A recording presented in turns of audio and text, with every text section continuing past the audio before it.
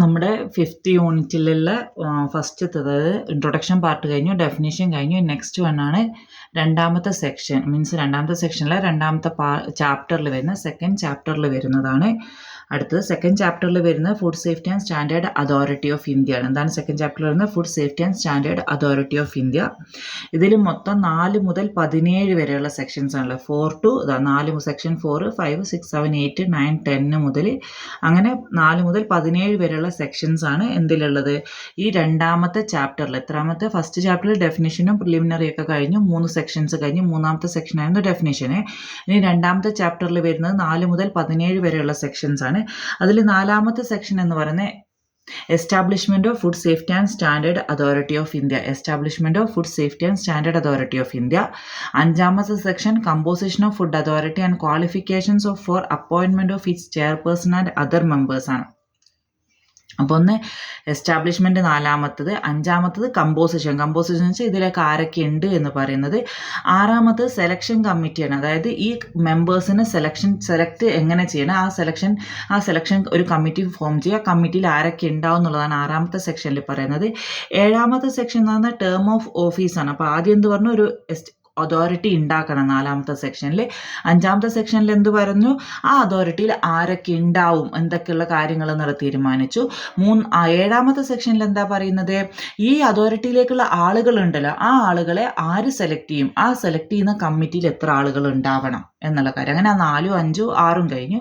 ഇനി 7ാമത്തെ സെക്ഷൻ. അപ്പോൾ ആൾക്കാരെ സെലക്ട് ചെയ്യാനുള്ള ടൈപ്പ്, ഇവർക്ക് എത്ര സാലറി കൊടുക്കും, ഇവരുടെ അലവൻസ് എന്തൊക്കെയാണ് എന്നുള്ള കാര്യങ്ങളാണ് 7ാമത്തെ സെക്ഷനിൽ പറയുന്നത്. 8ാമത്തെ സെക്ഷനിൽ എന്ന് പറയുന്നത് ഇവരെ റിമൂവ് ചെയ്യാൻ, അതായത് ഈ ചെയർപേഴ്സണെ ആയാലും അല്ലെങ്കിൽ അതിലുള്ള ഏതെങ്കിലും ഒരു അംഗത്തിനെ, ഏതെങ്കിലും ഒരു മെമ്പറിനെ റിമൂവ് ചെയ്യാൻ, ഫുഡ് അതോറിറ്റിയിൽ ഒരു മെമ്പറിനെ റിമൂവ് ചെയ്യാനുള്ള പ്രൊസീജിയർ എന്താണെന്നുള്ളതാണ് 8ാമത്തെ സെക്ഷനിൽ പറയുന്നത്. 9ാമത്തെ സെക്ഷനിൽ പറയുന്നത് ഇനി ഫുഡ് അതോറിറ്റിയിൽ ഈ പറയുന്ന ചെയർപേഴ്സൺസും അല്ലാതെ വേറെ കുറച്ച് മെമ്പേഴ്സ് ഉണ്ടാവും, 22 മെമ്പേഴ്സാണ് ഉണ്ടാവുക.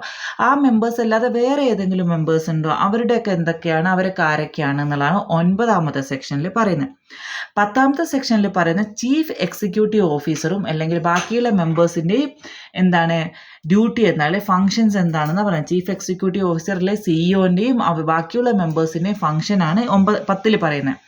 4ാമത്തേൽ ഫുഡ് അതോറിറ്റി ഉണ്ടാക്കി. 5ാമത്തേൽ ആ ഫുഡ് അതോറിറ്റിയിൽ എത്ര ആളുകളുണ്ട്, ആരൊക്കെയാണ് ഉണ്ടാവുക എന്നുള്ള തീരുമാനമായി. 6ാമത്തേൽ ഈ ആളുകളെ സെലക്ട് ചെയ്യാനുള്ള സെലക്ഷൻ കമ്മിറ്റിയിൽ എന്തൊക്കെ ആൾക്കാർ ആരൊക്കെ ഉണ്ടാവുന്ന തീരുമാനമായി. 7ാമത്തേൽ ഇവർക്ക് എത്ര സാലറി കൊടുക്കും എന്നുള്ള കാര്യങ്ങൾ തീരുമാനമായി. 8ാമത്തേൽ ഇവർ അഥവാ എന്തെങ്കിലും പ്രശ്നം ഉണ്ടാക്കിയില്ലേ, അഥവാ മരിച്ചുപോയി, അങ്ങനെ എന്തെങ്കിലും കേസ് വരികയാണെങ്കിൽ ഇവരെ റിമൂവൽ വരുമ്പോൾ എങ്ങനെയാണെന്നുള്ളത് പറഞ്ഞു. ഇനി 9ാമത്തത് എന്ന് പറയുന്നത് ബാക്കിയുള്ള ഓഫീസേഴ്സ്, അതായത് അത് ഇതുവരെ ഇല്ലാതെ ഈ ആ കമ്പോസിഷൻ ഓഫ് ഫുഡ് അതോറിറ്റി എന്ന് പറഞ്ഞില്ലേ, അതിലെന്ന് വെച്ചാൽ ചെയർപേഴ്സണും 22 മെമ്പേഴ്സാണ് ഉണ്ടാവും. ഈ മെമ്പേഴ്സ് അല്ലാതെ, ഈ 23 മെമ്പേഴ്സ് അല്ലാതെ ബാക്കി ആരൊക്കെ ഓഫീസേഴ്സ് ഉണ്ടാവും, ബാക്കി ഏതൊക്കെ മെമ്പേഴ്സ് ഉണ്ടാവും എന്നുള്ളത് 9ാമത്തെ സെക്ഷനിൽ പറഞ്ഞു. അങ്ങനെയുള്ളൊരു മെമ്പറാണ് ആരും സിഇഒ അല്ലെങ്കിൽ ചീഫ് എക്സിക്യൂട്ടീവ് ഓഫീസർ എന്ന് പറയുന്നത്. അദ്ദേഹത്തിൻ്റെ ജോലി എന്താണെന്നാണ് 10ാമത്തെ സെക്ഷനിൽ പറയുന്നത്. ഇനി 11ാമത്തെ സെക്ഷനിൽ എന്ന് പറഞ്ഞാൽ സെൻട്രൽ അഡ്വൈസറി കമ്മിറ്റിയാണ്. ഇത് വേറൊരു കമ്മിറ്റിയാണ്, ഫുഡ് അതോറിറ്റീൻ്റെ അണ്ടറിൽ വരുന്ന ഒരു കമ്മിറ്റിയാണിത്, സെൻട്രൽ അഡ്വൈസറി കമ്മിറ്റി എന്ന് പറയുന്നത്. 12ാമത്തെ സെക്ഷനിൽ എന്താ പറയുന്നത്? ഈ കമ്മിറ്റിയുടെ ഫംഗ്ഷൻ എന്താണ്? 13ാമത്തെ സെക്ഷനിൽ സയൻറ്റിഫിക് പാനലാണ്. അതൊരു ഗ്രൂപ്പ് ഓഫ് സയൻറ്റിസ്റ്റുകളുടെ ഒരു പാനലാണ്, സയൻറ്റിഫിക് പാനൽ. എത്ര പാനൽ വേണേൽ നമുക്ക് ഓരോ ഏരിയക്ക് സ്പെഷ്യലൈസ് ചെയ്തിട്ട് ഓരോ പാനലുകൾ ഉണ്ടാവും. പിന്നെ അടുത്തത് 14ാമത്തെ സെക്ഷനിൽ സെലക്ഷൻ കമ്മിറ്റി പറയാണ്. സെലക്ഷൻ കമ്മിറ്റി എന്ന് പറയുന്നത് ഈ പാനൽ ഇപ്പം നമ്മൾ സെലക്ട് ചെയ്തല്ലോ, മീൻസ് കുറേ ഒരു ഏരിയ പറഞ്ഞുതരാം. ഇപ്പം നമ്മളിപ്പോൾ ഫുഡിൻ്റെ ഏരിയയിൽ പലതായിട്ട്, മിൽക്കിൻ്റെ ഏരിയയിൽ അല്ലെങ്കിൽ അഡിറ്റീവ്സ് എന്ന് പറയും. അഡിറ്റീവ്സ് എന്ന് പറഞ്ഞ ഏരിയയിൽ മാത്രമായിട്ടൊരു പാനൽ ഉണ്ട് എന്ന് വിചാരിക്കുക. ആ പാനലിന് ഒരു ചെയർപേഴ്സൺ ഉണ്ടാവും. ഇതുപോലെ ഓരോന്നിനും എന്തുണ്ടാവും? ഓരോ പാനലുണ്ടാവും. ആ പാനലിനൊക്കെ ഓരോ ചെയർപേഴ്സണും ഉണ്ടാവുമല്ലോ. ഈ ചെയർപേഴ്സൺ എല്ലാം കൂടി വേറെ കുറച്ച് സയൻറ്റിസ്റ്റുകളും കൂടിയിട്ടുണ്ടാകുന്നതാണ് സയൻറ്റിഫിക് കമ്മിറ്റി എന്ന് പറയുന്നത്.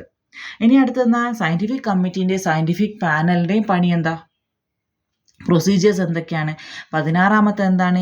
ഫുഡ് അതോറിറ്റീൻ്റെ ഡ്യൂട്ടീസ് എന്താണ്? 17ാമത്തെ എന്താണ്? ഫുഡ് അതോറിറ്റീൻ്റെ പ്രൊസീഡിങ്സ് എങ്ങനെയാണ് പോകുന്നത് എന്ന്. അപ്പോൾ ഓക്കെ ആയല്ലോ. ഇത്രയാണ് 4ാമത്തെ സെക്ഷനിൽ, 4 മുതൽ 17ാമത്തെ സെക്ഷനിൽ വരെ വരുന്നത്, അതായത് ചാപ്റ്റർ 2ൽ വരുന്നത്.